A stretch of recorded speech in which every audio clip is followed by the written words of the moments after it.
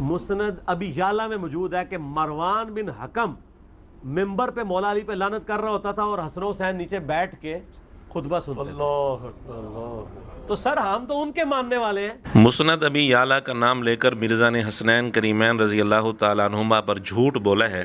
یہ کیسے ہو سکتا ہے کہ مروان جمعے کے خطبے میں سیدنا علی رضی اللہ تعالیٰ عنہ کا نام لے کر لعنت کرے اور حسنین کریمین رضی اللہ تعالیٰ عنہما سامنے بیٹھ کر خاموشی سے سنتے رہیں؟ اب مرزا یا تو ہمت کرے مسند ابی یعلا میں یا دنیا کی کسی کتاب سے یہ بات صحیح سند کے ساتھ ثابت کر دے، اور اگر یہ بات دنیا کی کسی بھی کتاب سے ثابت نہیں ہے اور یقیناً ثابت نہیں، تو کیا مرزا کی ذمہ داری نہیں بنتی کہ وہ اپنے اس جھوٹ سے اعلانیہ توبہ کرے؟ جنہ بولو گے میں تھوڑی منجی ٹھوکاں گا، بالکل میں نے کوئی لحاظ نہیں کرنا۔ اس کی وجہ یہ ہے کہ میں نے تو فیصلہ کر لیا نا اپنی آخرت کا، اور دنیا میں میں نے مولا حسین علیہ السلام کا قول ہے کہ اگر زندگی کا انجام موت ہے تو شہادت سے بہتر کوئی آپشن نہیں ہے۔ منجی ٹھوکنے کی فکر بعد میں کر لینا، وہ سب کو پتہ چل چکا ہے کہ منجی کس کی ٹھوک چکی ہے۔ مرزا نے سیدنا حسین رضی اللہ تعالیٰ عنہ کی طرف ایک قول منسوب کیا ہے، اور کئی ساری ویڈیوز میں مرزا نے یہ قول بیان کیا ان کی طرف نسبت کر کے۔ تو ہم گزارش کرتے ہیں کہ مرزا ویسے بھی کہتا ہے کہ اس پلینٹ ارتھ پر ریفرنس صرف ہم دکھاتے ہیں، تو سیدنا حسین رضی اللہ تعالیٰ عنہ کا یہ قول سند کے ساتھ مرزا کسی کتاب سے ثابت کر دے، یا پھر مرزا یہ اصول بنا لے کہ بغیر سند کے بھی بغیر ثبوت کے بھی کسی کی طرف بات منسوب کی جا سکتی ہے۔ اور سنن نسائی میں اور مسند احمد میں تو سیدنا حسن و حسین کے بارے میں ہے کہ نبی علیہ السلام ان کو اٹھاتے تھے، کندھے پہ سوار ہوتے تھے، نماز پڑھ رہے ہوتے تھے، جب آپ رکوع میں جان لگتے اٹھا کے سائڈ پہ رکھتے، جب سجدے میں جاتے وہ پھر چڑھ جاتے اوپر، پھر آپ علیہ السلام سجدہ لمبا کر دیتے، اور جب آپ دو سجدوں کے درمیان بیٹھتے اٹھنے لگتے تو یوں پکڑ کے سائڈ پہ کرواتے۔ بعد میں صحابہ کرام نے کہا یا رسول اللہ گھر چھوڑ آتے ہیں، تو آپ کہتے نہیں ٹھیک ہے۔ سنن نسائی اور مسند احمد کی روایت میں یہ تذکرہ تو ہے کہ سیدنا حسن یا سیدنا حسین رضی اللہ تعالیٰ عنہ، یعنی ان میں سے کوئی ایک، وہ آپ علیہ الصلوۃ والسلام جب نماز پڑھ رہے تھے تو سجدے کی حالت میں آپ کی پشت پر سوار ہو گئے، جس کی وجہ سے آپ نے سجدہ لمبا کر دیا۔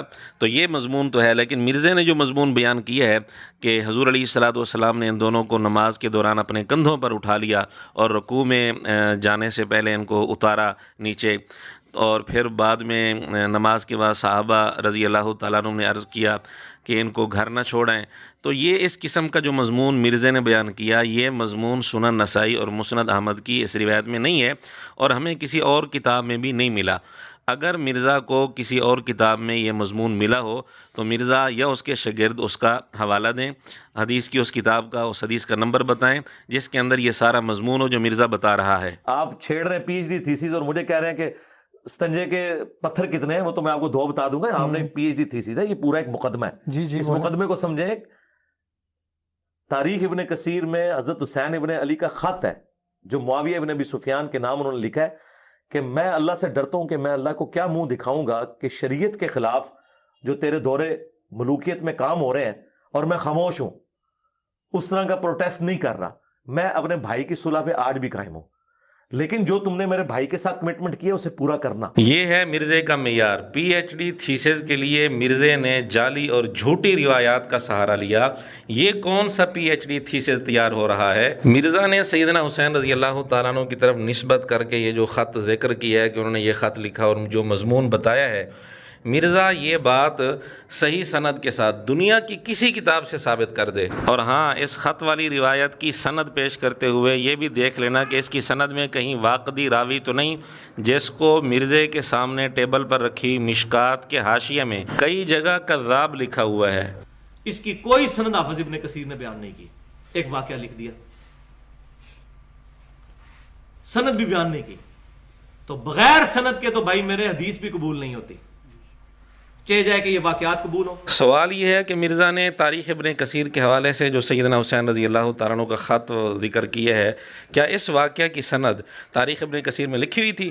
پھر کیوں بیان کیا ہے مرزا نے؟ مرزا کو چاہیے پھر سند دکھائے اس کی۔ اور اسی طرح سیدنا حسین رضی اللہ تعالیٰ عنہ کا جو قول مرزا نے بتایا کہ اگر زندگی کا اختتام موت ہے تو شہادت سے بہتر کوئی آپشن نہیں، کیا اس قول کی سند مرزا کو مل گئی ہے؟ اگر مل گئی ہے تو پیش کرے، اگر نہیں ملی تو مرزا نے کئی ویڈیوز میں بارہا یہ قول سیدنا حسین رضی اللہ تعالیٰ عنہ کی طرف منسوب کر کے کیوں بیان کیا ہوا ہے؟